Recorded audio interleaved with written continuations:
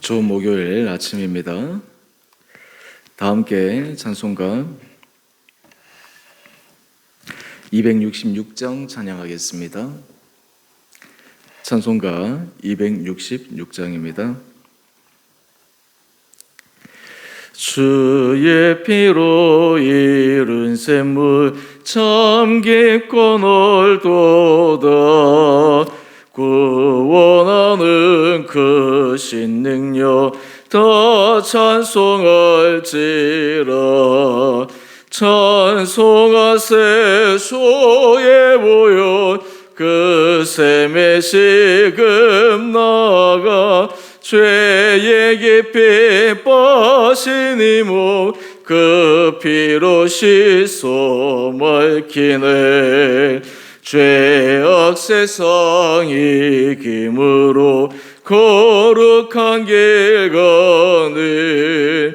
나의 마음 성전 삼고 주께서 계시네. 찬송하세 주의 보혈 그 샘에 지금 나가. 죄의 깊이 빠진 이몸 그 피로 씻어 맑히네. 주 예수를 깊이 아는 놀라운 은혜 하늘나라 즐거움이 매일 새롭도다. 찬송하세 주의 보혈 그 샘에 지금 나가. 죄의 깊이 빠진 이몸 그 피로 씻어 맑히네. 아멘. 오늘 말씀 누가복음 20장 9절에서 19절까지 말씀입니다. 그가 또 이 비유로 백성에게 말씀하시기 하시니라. 한 사람이 포도원을 만들어 농부들에게 새로 주고 타국에 가서 오래 있다가 때가 이르매 포도원 소출 얼마를 바치게 하려고 한 종을 농부들에게 보내니 농부들이 종을 몹시 때리고 거저 보내었거늘 다시 다른 종을 보내니 그도 몹시 때리고 능욕하고 거저 보내었거늘 다시 세 번째 종을 보내니 이 종도 상하게 하고 내쫓은지라. 포도원 주인이 이르되 어찌할까 내 사랑하는 아들을 보내리니 그들이 혹 그는 존대하리라 하였더니 농부들이 그를 보고 서로 의논하여 이르되 이는 상속자니 죽이고 그 유산을 우리의 것으로 만들자 하고 포도원 밖에 내쫓아 죽였느니라. 그런즉 포도원 주인이 이 사람들을 어떻게 하겠느냐. 와서 그 농부들을 진멸하고 포도원을 다른 사람들에게 주리라 하시니 사람들이 듣고 이르되 그렇게 되지 말아지이다 하거늘 그들을 보시며 이르시되 그러면 기록된 바 건축자들의 버린 돌이 모퉁이의 모릿돌이 되었느니라 함이 어쩌미냐. 무릇 이 돌 위에 떨어지는 자는 깨어지겠고 이 돌이 사람 위에 떨어지면 그를 가루로 만들어 흩으리라 하시니라. 서기관들과 대제사장들이 예수의 이 비유는 자기들을 가리켜 말씀하심인 줄 알고 즉시 잡고자 하되 백성을 두려워하더라. 아멘.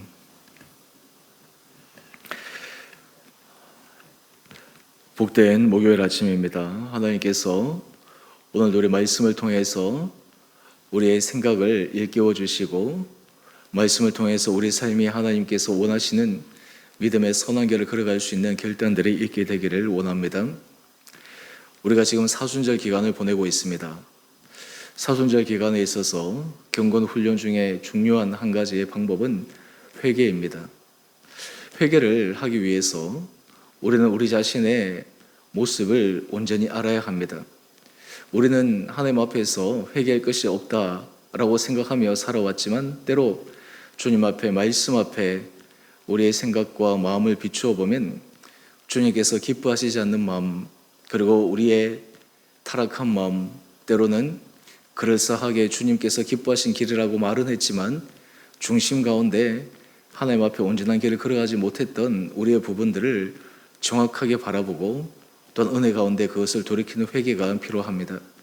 오늘 우리가 한 비유를 통해서 하나님께서 우리의 생각과 우리의 삶을 다시 한번 주 앞에 정직하게 바라보고 주님 앞에 정결한 마음으로 또 하나님께서 원하시는 아름다운 믿음의 길을 흘러갈 수 있는 귀한 이 아침 시간 되기를 원합니다. 당시 종교 지도자들은 예수님의 가르침과 하나님 나라 확장을 보면서 그들 마음속에 기뻐하기보다는 오히려 자기 자신의 이익과 그리고 자기 자신들의 위치가 흔들릴 것에 대한 두려움으로 예수님을 어떻게든지 박해하고 심지어는 죽일까 하는 그러한 아주 잘못된 계획을 세우게 됩니다.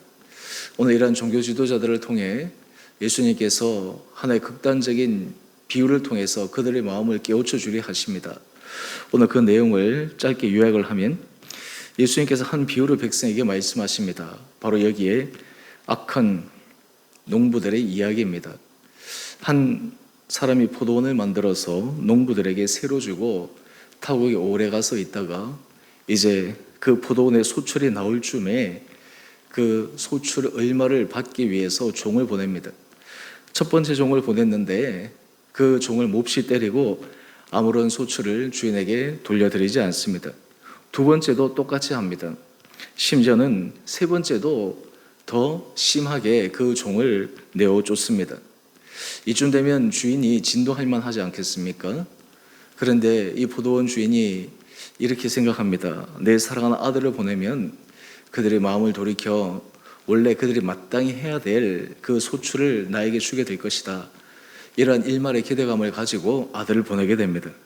그런데 오늘 본문 14절 말씀을 한번 보십시오. 이 사랑하는 아들을 본 농부들은 이렇게 의논합니다.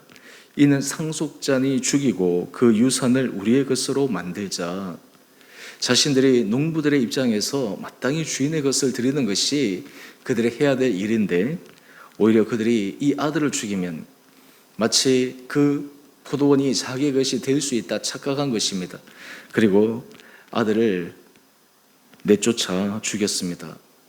이때 이 포도원 주인이 어떻게 하겠느냐라고 하는 비유입니다. 오늘 우리 본문 해설을 보시게 되면 이 비유에 대해서 등장하는 인물들을 이렇게 적용해서 잘 설명하고 있습니다. 바로 포도원을 만든 한 사람은 하나님이십니다. 그리고 포도원들은 당시 종교 지도자들을 의미합니다. 포도원들 안에 일하는 농부들은 당시 종교 지도자들을 의미합니다. 그리고 종을 보내었는데 이 종은 하나님께서 계속 보내신 선지자를 상징합니다.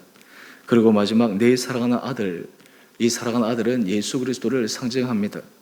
오늘 종교 지도자들은 하나님께서 많은 시간들을 통해서 말씀하시고 깨우치시고 그들로 하여금 돌이키기를 원하셨지만 오히려 그들의 마음은 강팍했습니다. 그 이유가 자신들이 하나님 앞에서 성실하고 하나님 앞에서 정직한 길을 걸어가기보다는 오히려 그 종교적인 행위가 자기의 모습이 되어져서 오히려 그것을 통해서 자신들이 이익을 누리기 원하는 그러한 잘못된 모습으로 흘러갔기 때문입니다.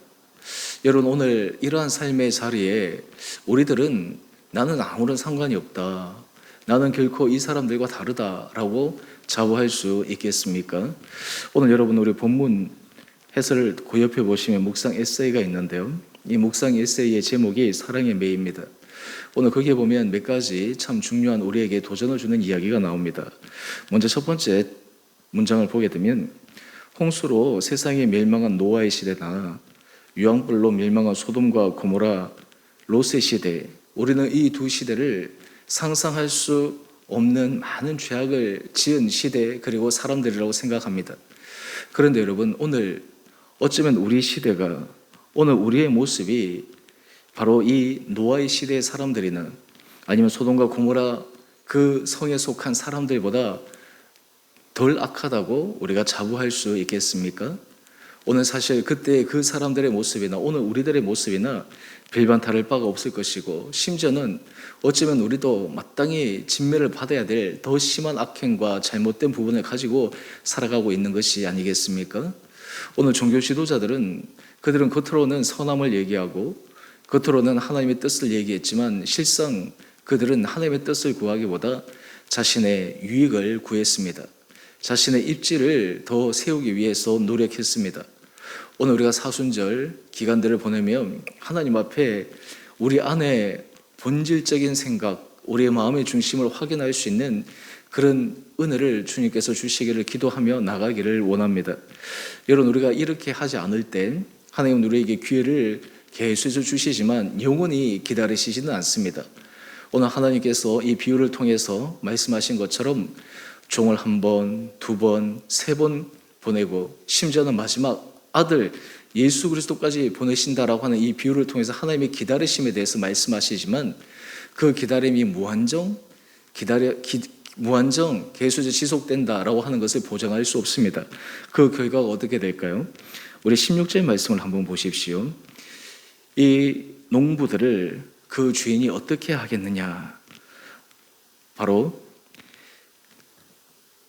모든 잘못된 농부들을 진멸하고 그 포도원을 다른 사람들에게 주지 않겠느냐?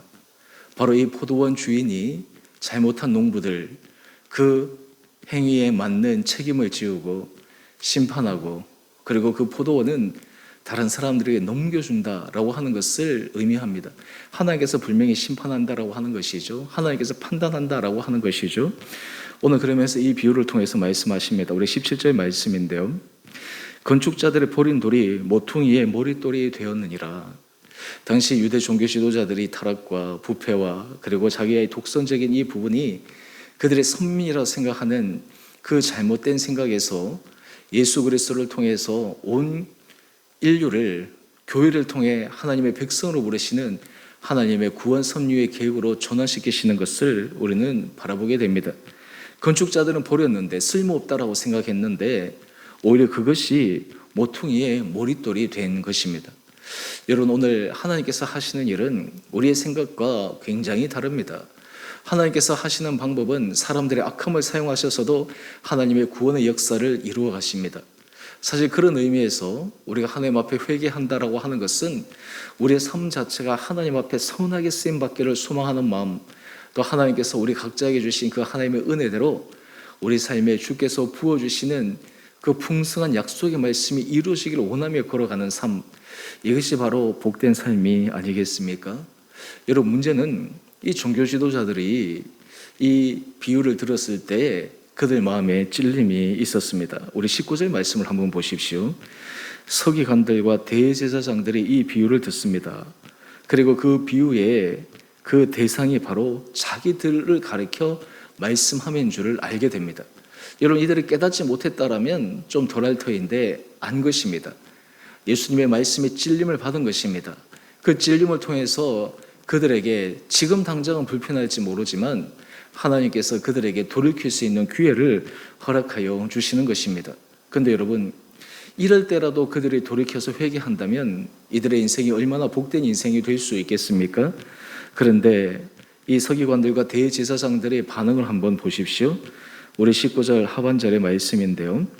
즉시 잡고자 하되, 여전히 그들은 예수님에 대한 악의를 버리지 않습니다. 심지어는 예수님을 죽이면 그들은 이긴다라고 생각을 했을지도 모릅니다. 하지만 예수님의 십자가는 하나님께서 그 과정을 통해 온 인류가 하나님 앞에 돌아오는 구원의 통로가 됨을 그들은 전혀 알지 못했던 것입니다. 여러분, 이 서기관들과 대제사장들, 이들을 보면서 우리는 한편으로는 미련한 그러한 삶의 모습을 바라보게 되고, 또 하나는 그들이 영적으로 눈이 어두워져서 하나님께서 그들에게 말씀하시는 바, 하나님께서 그에게 마음을 불편하게 하시고 그에게 찔림을 주시고 그에게 돌이키라고 하시는 그 수많은 사인에도 끝까지 무시하며 갔던 그들의 교만한 마음을 우리는 확인할 수 있지 않겠습니까? 뿐만 아니라 그들이 이렇게 한 이후에는 바로 그들이 하나님보다 세상을 더 사랑했기 때문입니다. 하나님보다 그들이 가지고 있는 기득권, 그들이 가지고 있는 물질, 그들이 가지고 있는 세상의 권세, 이러한 것들을 그들은 더 중요시했기 때문입니다. 오늘 우리의 삶의 자리에서 오늘 이 비유를 통해 우리와는 아무런 상관이 없는 비유로, 이 비유를 통해서 내가 아니라 다른 사람이라고 생각하는 것이 아니라 오늘 우리가 이 악한 농부들의 이 모습을 보면서 하나님, 제가 바로 주님 앞에 하나님 앞에서 변화되어야 될 사람입니다. 하나님, 제게 기회를 주실 때, 하나님, 제게 주께서 말씀하여 주실 때 내게 돌이킬 수 있는 은혜를 허락하여 주옵소서. 여러분, 우리가 회개하는 사람, 하나님 앞에서 말씀 앞에서 돌이킬 수 있는 사람, 바로 그 사람이 복된 사람입니다. 오늘 하나님은 그 돌이키지 않는 사람에게 때로는 사랑의 매를 드시고, 그리고 하나님께서 판단하심으로 말미암아 모든 것들에 대해서 하나님께서 선악간에 감찰하시는 분이심을 말씀해 주십니다. 오늘 이 아침 이 비유가 좀 불편한 말씀이기도 하고 또 우리에게 도전되는 말씀이기도 합니다. 그럼에도 불구하고 우리가 다시 이 말씀 앞에서 우리의 삶을 점검하고 우리의 생각을 하나님 앞에서 정직하게 비추어 보고 우리의 가정의 모습, 우리 공동체의 모습, 또 우리 한국교회의 모습, 이 모습이 바로 우리의 부족함과 연약함에서 비롯된 것이라고 하는 철저한 고백을 통해 하나님이 찾으시는 한 사람, 하나님께서 일하시는 그 주님의 선한 도구로 우리 인생이 쓰임받게 되기를 원합니다. 오늘 그럴 때 하나님은 이 시대에 숨겨진 7,000명과 같은 사람을 통해 하나님께서 일을 하실 때 오늘 우리 복된 주은혜 교회 성도님 한 분 한 분들을 통해 주님의 선한 능력이 드러날 수 있는 귀한 삶으로 하루하루 인도하여 주시기를 주님의 이름으로 축원드립니다. 우리 함께 같이 기도하겠습니다.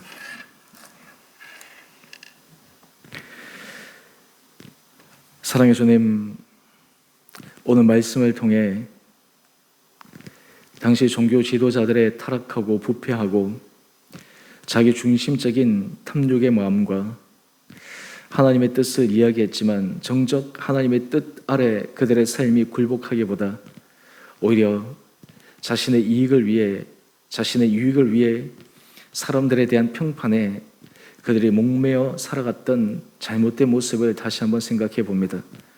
하나님, 바로 이들의 모습이 오늘 우리들이 하나님 앞에 서 있는 우리의 타락한 모습이 아닌가 겸손하게 주님 앞에 우리의 마음을 내어놓고 고백합니다. 주님, 우리가 이 사순절 기간을 보내며 하나님 앞에 하나님께서 우리의 주권자 되심을 고백하며 우리가 주님이 우리의 주권자이심을 고백하는 대로 우리가 삶을 살아가는지를 점검해 보므로 하나님 앞에서 진실한 믿음의 길을 걸어가는 우리 온 복된 성도들 되게 하여 주옵소서. 오늘 하나님께서 모든 일들을 해나가실 때 사람의 계획을 뛰어넘어 하나님의 일을 이루어 가시고 또한 그 일을 통해 사람을 변화시키시고 심지어는 종교 지도자들의 그 악함과 타락을 통해 오히려 예수 그리스도의 십자가의 부활의 능력으로 새로운 믿음의 길, 또 온 교회를 통해 인류 역사를 주님 앞에 부르신 하나님의 신비한 구원 계획을 또한 생각해 봅니다.